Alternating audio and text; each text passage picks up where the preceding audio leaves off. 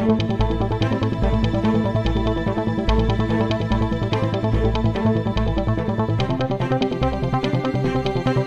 సాయినగర్లో ఉన్న 2 BHK dignity housing కాలనీలో ఉన్నాము. ఇక్కడ మనకు స్థానికంగా డబుల్ బెడ్రూమ్ లబ్ధిదారులు మనతో పాటు ఉన్నారు. సో వాళ్ళు ఇక్కడ ఏ రకంగా బతుకుతున్నారు, ప్రభుత్వం వీళ్ళకి కల్పించిన వసతులు ఏంటిది, వీళ్ళ జీవితం ఇక్కడ ఏ రకంగా సాగుతున్నదో వారి నోటి ద్వారానే తెలుసుకుందాం. కొంచెం ముందుకు రండి సార్. మా సమస్యలు ఏంటంటే ఇక్కడ మాకు సెకండ్ బ్లాక్లో ఉంటాం మేము. మాకు 24 గంటలు నీళ్ళు వస్తాయి అన్నారు సార్. మాకు 24 గంటలు నీళ్ళు వస్తలేవు. కాలు 8:30కు రాత్రి 8:30కు వస్తాయి, మళ్ళీ 12 గంటల వరకు బంద్ అయిపోతున్నాయి. మళ్ళీ మాకు సెల్లర్లో నీళ్ళు ఉంటున్నాయి సార్. మాకు పెద్ద సమస్య ఉంది. అది సెల్లర్లో మొత్తం వర్షం పడితే మొత్తం నిండిపోతుంది, చెరువు లెక్క కనిపిస్తుంది సార్. మరి అది బిల్డింగ్ ఉంటుందా ఉండదా మాకు భయం అవుతుంది.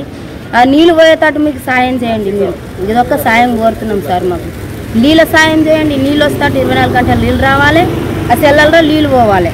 అదొక సాయం చేయండి సార్. మాకు అదొకటి భయం ఉంది, ఎందుకంటే ఆ బిల్డింగ్ కూలిపోతుందేమో అని భయం అవుతుంది. 24 గంటలు వర్షం పడితే మాత్రం మొత్తం చెరువు లెక్క అవుతుంది. అది నీళ్ళు మొత్తం పోయేటట్టు మాకు సాయం చేయండి సార్. మాకు ప్రాబ్లం అదొక పెద్ద ప్రాబ్లం ఉంది. ప్రభుత్వం ద్వారా మీకు ఇక్కడ ఎటువంటి వసతులు అనేవి కల్పించారు? ఇక్కడ ఆరోగ్యపరంగా ఏమైనా హాస్పిటల్స్ కట్టించారా? పిల్లలు చదువుకోవడానికి ఏమైనా స్కూల్స్ లాంటివి ఏమైనా కట్టించారా? ఏం లేదు సార్. స్కూల్ లేవు, పిల్లలకు దూరం అయిపోతుంది. మళ్ళీ ఇక్కడ పనులు లేవు, మాకు డ్యూటీలు లేవు, మళ్ళా ఇక్కడ ఏం సౌలభ్యం లేదు సార్ మాకు. అట్లానే ఇక్కడ మీకు ఇన్ని ప్రాబ్లమ్స్ అనేవి మీరు తలెత్తుతున్నాయి కదా, వీటిని అధిగమించడానికి మీ అంతలా మీరు ఏ రకంగా మీరు ప్రయత్నం చేస్తున్నారు? మీ యొక్క కమిటీ సభ్యులు మీకు ఏ రకంగా సహాయపడుతున్నారు? కమిటీ వాళ్ళు చేస్తామని అంటారు. వాళ్ళు కూడా కొంచెం పెద్దవాళ్ళు చేస్తే వాళ్ళు కూడా చేస్తారు కదా సార్. పెద్దవాళ్ళు అంటే మన ముఖ్యమంత్రి కానీ ఇట్లా లీడర్లు కానీ మన ఎమ్మెల్యే కానీ వాళ్ళు చేస్తే మాకు కూడా సాయం చేస్తారు. వీళ్ళు కమిటీ వాళ్ళని అడుగుతున్నాం, చెప్తున్నాం, కానీ వాళ్ళు వెళ్తురు, ఎమ్మెల్యే దగ్గరికి వెళ్తురు, కానీ కొంచెం మాకు నీళ్ళ ప్రాబ్లమే ఉంది. మళ్ళీ స్కూల్ దూరం ఉన్నాయి, గవర్నమెంట్ స్కూల్ కావాలని మేము కోరుతున్నాం సార్. ఇక్కడ మాకు దగ్గర ఈ పక్కన ఉన్న గవర్నమెంట్ స్కూల్ ఒకటి కట్టున్నది కదమ్మా, అది చిన్నగా ఉంది సార్. అది సరిపోతలే. మళ్ళీ వాళ్ళు అంటే ప్రాథమిక పాఠశాల కదా ఇది, 1వ తరగతి నుంచి 5వ తరగతి వరకు ఇక్కడ చదివించచ్చు పిల్లలను. మరి హయ్యర్ ఎడ్యుకేషన్ అనేది ఇక్కడ లేదంటారా మీరు? లేదు సార్. మరి పిల్లల్ని ఎక్కడ వేస్తున్నారు మీరు? ఇక్కడనే వివేకానంద స్కూల్ మోడల్ స్కూల్, ఇక్కడ కొంచెం ప్రైవేట్ స్కూల్ వేస్తున్నాం. మాకు గవర్నమెంట్ కావాలి. మీకు అక్కడ నెలకు ఎంత కడుతున్నారు, సంవత్సరానికి ఎంత ఫీజు కడుతున్నారు? నెలకు 20,000 దాకా అవుతున్నాయి సార్. సంవత్సరానికి 20,000 అవుతున్నాయి ఫస్ట్ క్లాస్కే. 1వ తరగతికి అంటే ఇక్కడ 1వ తరగతి నుంచి 5వ తరగతి వరకు మీకు ఆల్రెడీ ఇక్కడ స్కూల్ ఉంది కదమ్మా? స్కూల్ ఉంది కానీ వాడుకోవచ్చు కదా. వాళ్ళు మంచిగా చెప్పారు సార్. అంత పిల్లలంతా గాలి ఆడతారు, కానీ చదువు మాత్రం మంచిగా చెప్పారు. అంత ఆడుకుంటారు, తను గుద్దుకుంటారు అట్లా. సో విద్యాశాఖ దీనిపైన తక్షణమే చర్య తీసుకొని ఇక్కడ చదువుకుంటా పిల్లలు ఎవరైతే ఉన్నారో వీళ్లకు నాణ్యమైన విద్య అందించే విధంగా ప్రభుత్వము చర్య తీసుకోవాలనేసి కోరుతున్నాం. మనం ఇక్కడ సాయినగర్లో ఉన్న 2 BHKలో ఉన్నాము. నా ఎంబడి వెంకటేష్ గారు ఉపాధ్యక్షులు నాతో పాటు ఉన్నారు. ఇక్కడ వారి ద్వారా సమస్యలు ఏమున్నాయి, ప్రజలకు ఎలాంటి వసతులు అందుతున్నాయి అనేది వారి నోటి ద్వారానే తెలుసుకున్నాం. వాటర్ లేవు, వాటర్ ప్రాబ్లం ఉంది. ఇక్కడ 2 బోర్లు ఉన్నాయి, బోర్లు వాటర్ లేవు. మెయిన్ వాటర్ ప్రాబ్లం మాకు. కాలనీ బయట మోటార్ ఉంటే అది ఏదో చేసుకొని మేము అమౌంట్ పెట్టుకొని మేము ఖర్చు పెట్టుకొని వాటర్ తెచ్చుకుంటున్నాము. లిఫ్టులు పనిచేస్తలేవు. ఏం వస్తుంది కానీ వీళ్ళు వస్తుంది కానీ జిహెచ్ఎంసీలు వాళ్ళు వస్తుంది కానీ ఇంతవరకు ఏం ఆ రోజు కేసీఆర్ ఇచ్చిపోయిండ్రు అంతే డబల్ బెడ్రూమ్. ఇంతవరకు వాటర్ లేదు, ఏ ప్రాబ్లం ఉన్నా పట్టించుకుంటలేరు. ఏదో మామూలుగా వస్తున్నారు పోతున్నారు, ఎంక్వైరీకి దానికి దీనికి వస్తుంది కానీ మెయిన్ మాకైతే వాటర్ ప్రాబ్లం ఉంది. వాటర్ అయితే లేవు. ఇక్కడ మీరు లిఫ్ట్ సమస్య అని చెప్పారు కదా, దీనికి ప్రభుత్వమే 2 సంవత్సరాల వరకు మేము గ్యారంటీ తీసుకుంటాము, బాధ్యత తీసుకుంటాము, దానికి మేమే చూసుకుంటాం అని చెప్పేసి ప్రభుత్వం చెప్పడం జరిగింది. అంటే హౌసింగ్ డిపార్ట్మెంట్ చెప్పడం జరిగింది. మీ దగ్గర అటువంటి వెసులుబాటు ఉందా?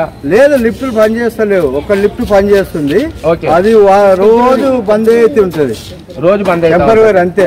ఇక మేము బయట నుంచి పిలిపించుకొని చేపించుకుంటున్నాం. మేము వస్తున్న మామూలు జనరల్ సర్వీసింగ్ చేస్తుండ్రు వాళ్ళం, కానీ మనం బదలాం ఎందుకు లేపాలి కానీ సర్వీసింగ్ అయితే చేసిపోతున్నారు. కానీ ఇంకా సెకండ్ లిఫ్ట్ స్టార్ట్ చేయలేదు, ఇప్పటి వరకు చేయలేదు.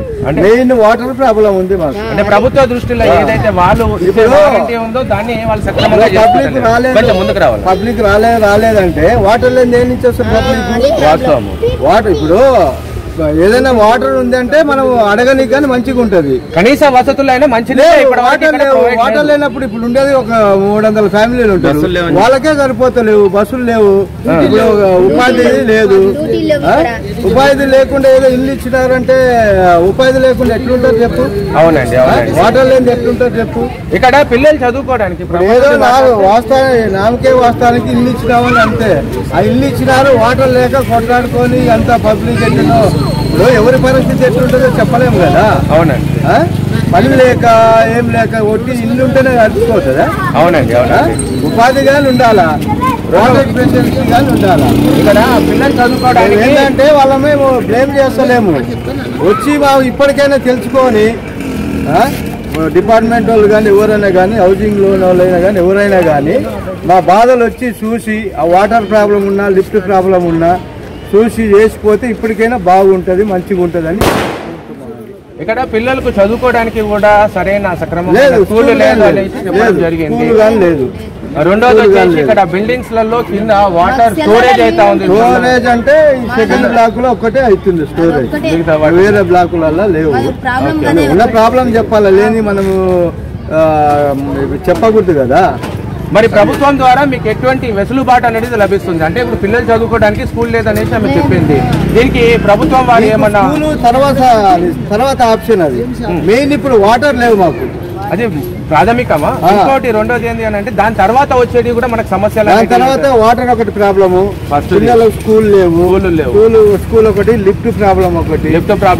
ఇప్పుడు జిహెచ్ఎంసీ వాళ్ళు కానీ వచ్చి రోడ్లు సాఫ్ చేయడం అవన్నీ లేవు. ఇది కాప్రా మున్సిపాలిటీకి వస్తూ ఉంటుంది కదా. అవునవును, కాప్రా మున్సిపాలిటీలో అప్పుడప్పుడు వచ్చిపోతుంది కానీ డైలీ అయితే రారు. ఒకసారి వచ్చినా కానీ బాగుంటది. ప్రాపర్టీ ట్యాక్స్ అనేది కట్టేసా మీరు? ఈ కట్టమని చెప్తున్నారు, ఇంకా ఇయ్యలేదు, డాక్యుమెంట్ తీసుకున్నారు. ఇప్పుడు గవర్నమెంట్ ఇచ్చింది ఇల్లుకి ట్యాక్స్ ఎందుకు కట్టాలా?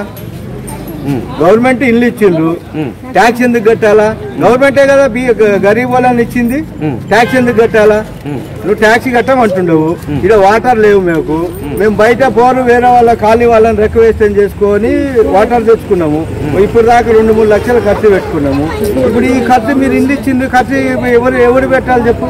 నీ లేకపోతే ఎట్లుండాలి? ఫ్యామిలీ వసతులు అన్ని కల్పించిన తర్వాత మీరు అదే వచ్చిన తర్వాత అదే డాక్యుమెంట్ అడిగింది ఇచ్చింది. గవర్నమెంట్ రూల్ ప్రకారం డాక్యుమెంట్ ఇచ్చినాము. రేపు వచ్చి ఏ నాయకుడు వస్తాడో రమ్మని చెప్పినా మేము. వచ్చిన తర్వాత అడుగుతాం మేము, ట్యాక్స్ ఎందుకు కట్టాలా? గవర్నమెంట్ ఇచ్చిన దానికి గవర్నమెంట్ గరీబ్ వాళ్ళకని ఇచ్చింది. మళ్ళీ మా దగ్గర మీరు కన్స్ట్రక్షన్ చేసి మా దగ్గర మళ్ళీ డబ్బులు వసూలు చేసుకుంటుందా?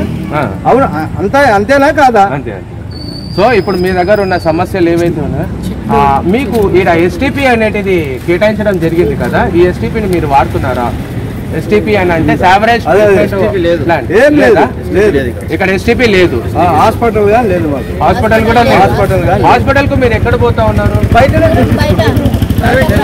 సో ఇక్కడ ఉన్న సమస్యను మీరు బాగా పసిగట్టి చూడండి. ముందే నిరుపేదలు, చదువుకోవడానికి విద్యాశాఖ లేదు, స్కూల్స్ లేవు, హాస్పిటల్స్ కనీస వసతు అయినా హాస్పిటల్ కూడా లేదు, తాగడానికి మంచినీరు కూడా లేదు. ఏ రకంగా ఈ డబుల్ బెడ్రూమ్ లబ్ధిదారులు బతుకమని చెప్తా ఉన్నారు. ఇక్కడ వీళ్ళకి కావాల్సిన ఈ మౌలిక సదుపాయాలు అందించాల్సిన బాధ్యత ప్రభుత్వానికి కాదా? ఇక్కడ ఉన్న అధికారులది కాదా? కాప్రా మున్సిపాలిటీ గారు, కమిషనర్ గారు మిమ్మల్ని సూటిగా వీళ్ళు ప్రశ్నిస్తున్నారు. వీళ్ళకి కావాల్సిన మౌలిక సదుపాయాలు అందించిన తర్వాత మా దగ్గర ప్రాపర్టీ ట్యాక్స్ కు రమ్మంటున్నారు. కట్టడానికి వీళ్ళు సిద్ధంగా ఉన్నారు, కట్టనని అంటలేరు. కానీ వీళ్ళకి కావాల్సిన వసతులు అన్ని కూడా ప్రొవైడ్ చేసి అందిమనేసి వీళ్ళ యొక్క వాదన.